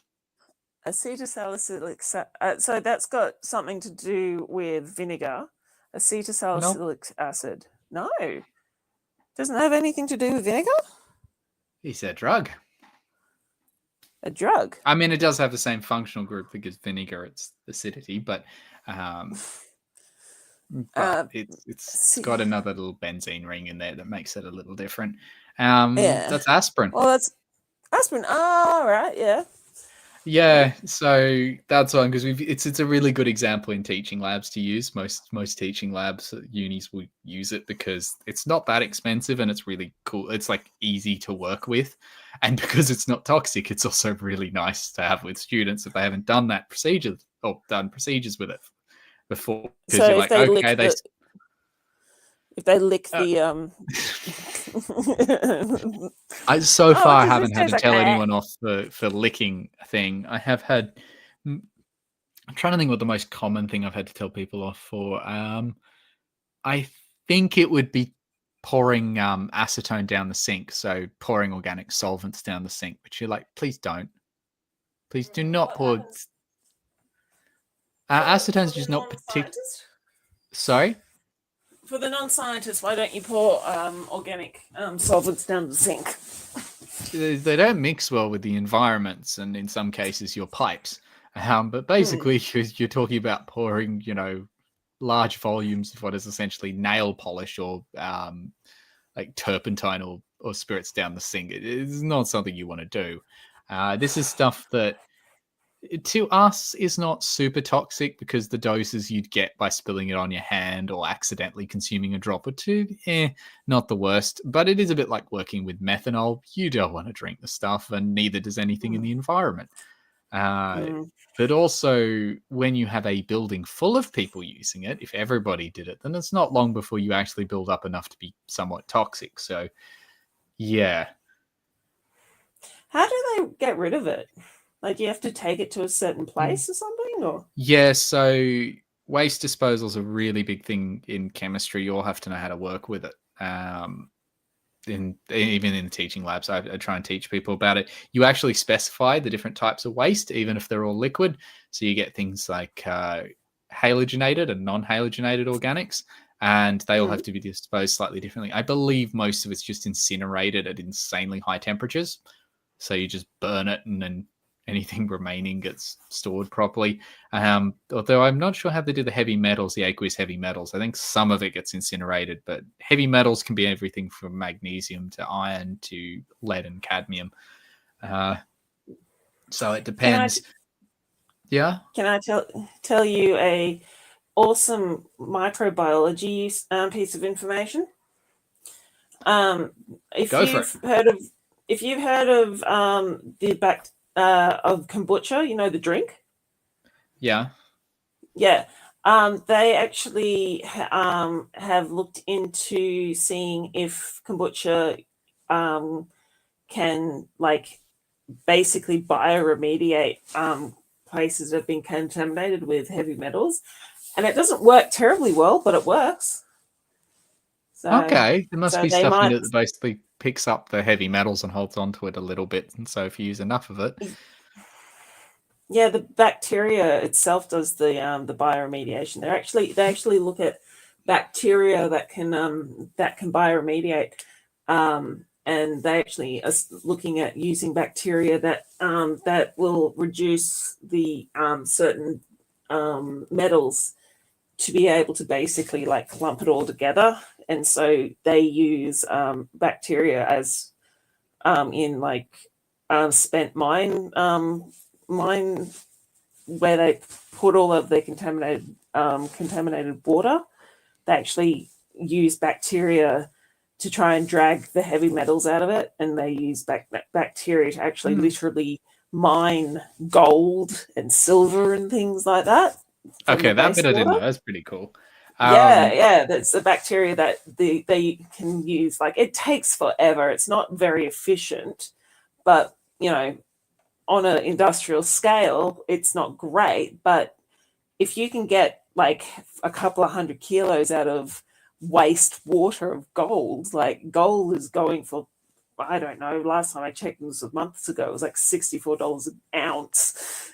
So it's probably like silver right now is $4 a gram. So because that's really gone up in price, and silver tends to run. So it's like, I wouldn't be surprised if gold is like $100 a gram now. So but I'm pulling that number out of my butt. So yeah. So if you're going to be getting wastewater with like bits of gold in it, and you can just basically just sit in things and the bacteria does its stuff, hell, why not? And yeah, they can also use bacteria to bioremediate oil spills, because, and this is impressive, Matt, because as you're a chemist, so you understand how incredible this is. There's some bacteria that can actually degrade cyclic rings, benzene rings. So which is actually really difficult to do. For anyone who's not familiar, it's basically a chemical structure that is a very, very stable ring. To break it is really difficult. It doesn't want to be broken. The electronics are very, very happy how they are, and chemistry is all about the electronics. Those electrons want to be the way they are, and yes, that's an effort. One of my favorite examples wasn't bacteria, it was fungus that I got to see once when I was in Perth. There's the old Fremantle jail. So it was originally started as a jail because although Australia was a penal colony, Perth and Fremantle were not initially. But then they realized that they had too few people because, God help them if they actually used, the Aboriginals for help. But they didn't have enough people to build and maintain a lot of the city's infrastructure that they needed, particularly water. There's not a lot of water near Perth. Not in those days. These days they do. So in Fremantle, they were like, because everyone kept getting sick because, if you only have a few wells and they tend to be at the bottom of the hill where also you have the butchers. Yeah. And the animals, it got contaminated a lot, but they realized that, well, actually, there's a very, very nice underground aquifer right underneath the jail. So if we drill down and dig tunnels far enough underground, we can just take that water. So they told the prisoners, if you help out with this project, because some of them actually had mining experience, they're like, well, if you help us out, you'll get time off your sentence. So all of the prisoners who helped build it were volunteers, and no one, at least, maybe people died later from, all of the lovely lung stuff that the dust can do, although that was a common thing in mines those days. No one died building this, but they dug under the jail. They went straight down like a well, and then they built this like grid of tunnels. They didn't go anywhere. It was just a grid to capture the water, and then they would pump the water out, and they would just seep in from the rock. And because it was seeping in from the rock, it was above the rest of the town in terms of the water table. It was pure, it was filtered, and it was also not contaminated with bacteria and things. So at the time, it was really, really fresh water. And then eventually, the water sources more practical for a larger city opened up. So people stopped using it. They covered it up. People ignored it. And then after World War II, they went back in because, actually, aren't there tunnels here? Went back in. It was full of oil. Wow. Not crude oil, but petroleum oil. I think diesel maybe. And they were like, what the hell happened? Turns out they'd in World War II, they'd built these in Perth just because the port, they built these giant fuel storage facilities, and the were not particularly well sealed, so they leaked into the ground. And so it had basically contaminated this place. So no one could spend any time there. It was just full of diesel. So eventually they ripped out that whole facility, got rid of it. But to clean up these tunnels, they put in all this fungus. And you can still find bits of it. There's all these white fungus. They're not harmful to people. You can actually walk through. But they said when they did it originally, at least the tour guide for when I was there was saying that the whole tunnel was like a snow or winter wonderland sort of thing, but it was all fungus. It ate all of the oil on the fuel. Well, I think it was diesel mainly, but it ate all the diesel, cleaned up the tunnel, and now they use it. You can go down there. That's cool. You can actually go on little kayaks through these tunnels. They're cool. They're not very wide, but I thought that was a cool little thing. And one of the things they did is they also at one point you just sit down, sit there for a moment. It's pitch black. You can't see anything, but you can hear some of the cars about 50 meters above you. Nice. Is that 50? Not quite.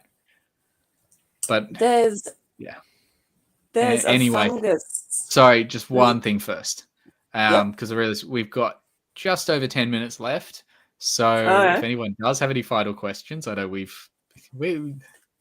how usual we just chat. You don't know where it's going to go when you put us in a room and let us start talking. The fact that we didn't bring up battleships at some point, I think, is a good thing for me. A minor miracle, yeah. Or smallpox for me. Oh yeah, I'm sure we'll hear more about both of those in the future. We'll do streams. One day I should do a video on the physics of battleship guns. That's cool. But yeah. Well, I've already done my video on smallpox. Very fascinating, insane.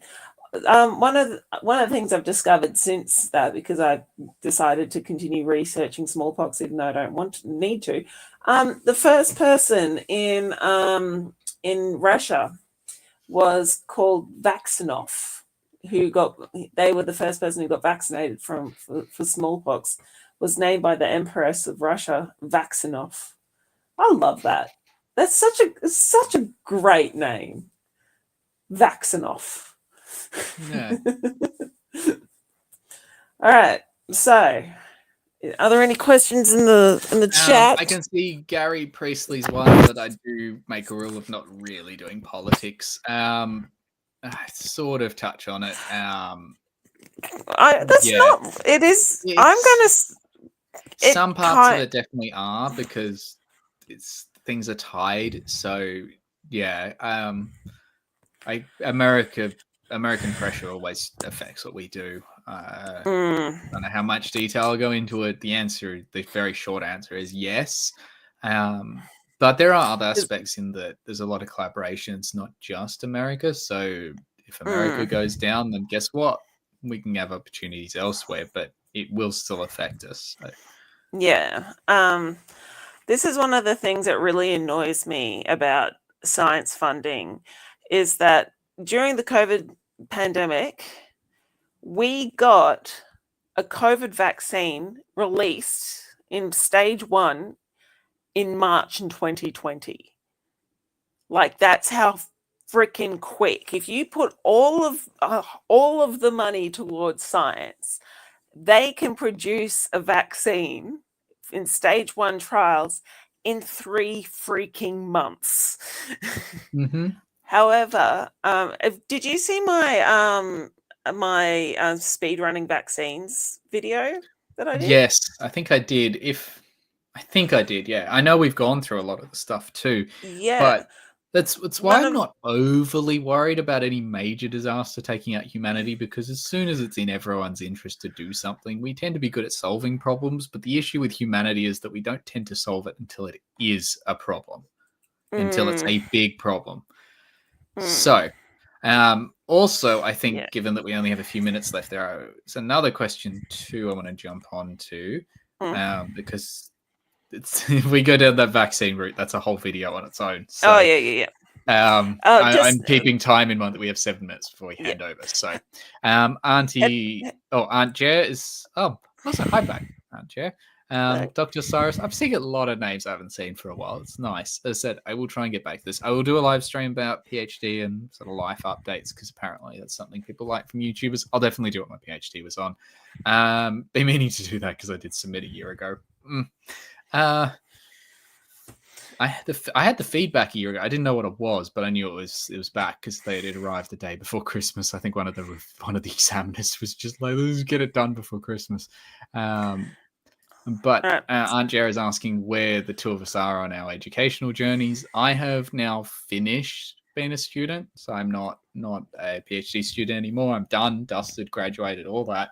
I'm moving on to working in the teaching labs, so I'll still have a fair bit to do with uni and actually mainly chemistry. I'm going to be more chemistry focused, even though, my PhD was in physics, but I'm a physical chemist, so that's fine. I do teach a fair bit of physical chemistry. That's the summary of my journey. So it's sort of this is why I keep saying I'll come back, because now I actually don't have a PhD to do. For me, I after I graduated from university, I got COVID in April. From I almost immediately got COVID, and then I got quite nasty long COVID, and then my mum died. So fuck 2022, and I got very, very sick until this year, where I basically went, I need to get on top of my health. So I have had, I'm basically doing the Pokemon, got to collect them all for chronic health issues that are manageable but incurable. Yay! But it's given me the confidence to apply for university, and I've applied for a master's. But hopefully I can find a research master's rather than just doing learning like an academic master's. So hopefully I'll be doing my master's this year, and hopefully I'll get a job in my career choice, which would be nice. Yeah, as you were saying, science is not actually an easy thing to get a job in. So it's why I argue that I think science-wise we need to give more people the opportunity to be scientists, but we don't need more people doing science, if that makes sense. I know not everyone will agree on me with that, and I'm happy to go into details. I'm not saying we need less people. That's definitely not the case. But I think more the opportunity to more people, but not necessarily more people doing it officially at uni. Although I science agree. literacy and understanding science, we definitely need a lot more of that. But Yeah. understanding we can have how that the universe conversation. and the world around you works better is always a good thing, in my opinion, not just in science, but other places. Said my other little interest thing is history. So if I come back with videos, they'll probably have something to do with a bit of history, and you've probably seen that in a few of mine. And that the last video I made, yes, I know it was over 3 years ago now, was the World War II rocket fighter that dissolved its pilots. Hopefully people like the idea, but I do want to come back and do a video on what chemical mustards are and how they work. Because most people know, or at least have heard of mustard gas, but does anyone know what it does? I don't, but I've heard it's quite tasty on a salad. Well, if it's a gas, it's not on your salad anymore. The solid versions, yeah, no. I have some experience with a solid mustard. They're not fun to work with, but they're not fun to get on you. But yeah, they're really, really nasty little chemicals. But they have tried to actually make some that might work in for cancer treatment. Oh, Turns out they're just too good at killing everything, including you. So not quite. Really good at killing cancer. Right. We just kill you with it. Yeah. So it is now 3 minutes to go. Yeah. Thank you, Giant Butthole, by the way. I appreciate that. I got my ensuite redone earlier this year, and it's fantastic, but that's off the topic. But we got 3 minutes to go. What can I have a guess? Can you put those? Yes. Sorry, my last one. And for anyone who's just joined us, this is my question for today. Since everyone had the opportunity to ask me questions, whether you needed to or whether you wanted to sit in the background, is all good. But it is, which of these elements is the only one that doesn't emit Christmas colors in a flame test? Because when you throw these into a flame, and preferably the blue flame, Bunsen burner, or you do something like a firework, they will emit really bright colors. So which one of these is not green or red? So green or red. I don't know. I've got a feeling it might be barium or calcium. Yeah, unless I've done something stupid, now I'm second guessing my. I'm just pulling those.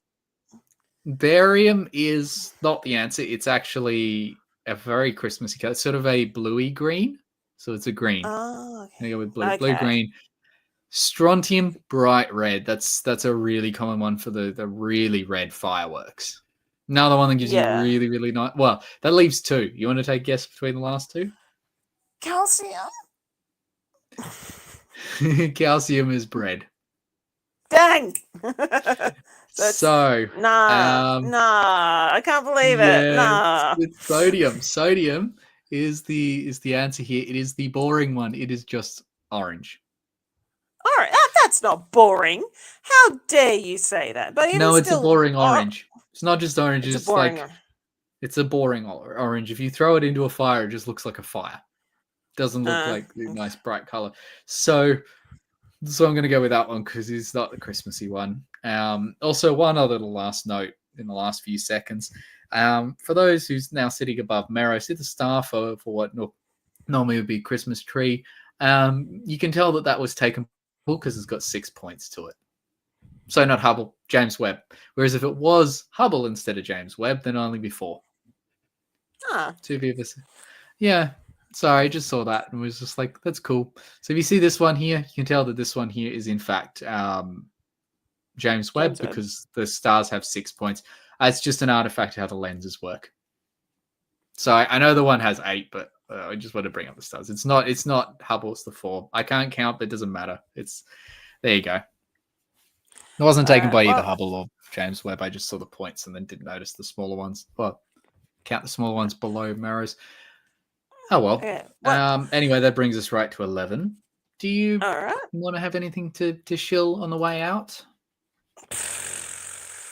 I mean, you can go and see my channel, but I've been about as active as you are. I'm probably not going to be doing many more highly researched videos because AI has just made it just fucking terrible. And so, but I am thinking about starting a Baldur's Gate 3 playthrough of a person who we can all collectively agree is a complete dickhead. And so this is going to be the official announcement. I'm going to do a Baldur's Gate 3 playthrough of can you beat Baldur's Gate 3 as RFK Jr. So if you know the story of the game, you'll actually find that kind of funny. So No, well, we'll keep an eye out for that. I know we have gone a bit past the next stream has started, but I've pinned the message there. I'll actually play my usual channel outro for these just to give you a bit of time to see that before it ends, but feel free to jump on over to the next one. And thanks everyone for joining. And yeah, I hope to see everyone again soonish. all right. Yes, I will start working. I promise I'll start working on my next video. Also, let me know if you want to see a remake of the Project Excalibur one. I reckon I could do a better job, much better job, but we'll see. Yeah. Anyway, See you, everyone. See you later, everyone. Have a lovely Christmas. Try not to eat everything, but most things. Eat everything you're meant to eat. Don't eat anything and then out of more. No, unless you want to. No, if don't you eat have the a death lab. wish. No. No. That's not the best way to do it. Remember, everything is edible. Just some things are edible only once. Try and eat the things you can eat multiple times. Yeah. All right. See you later, everyone. See ya. Bye.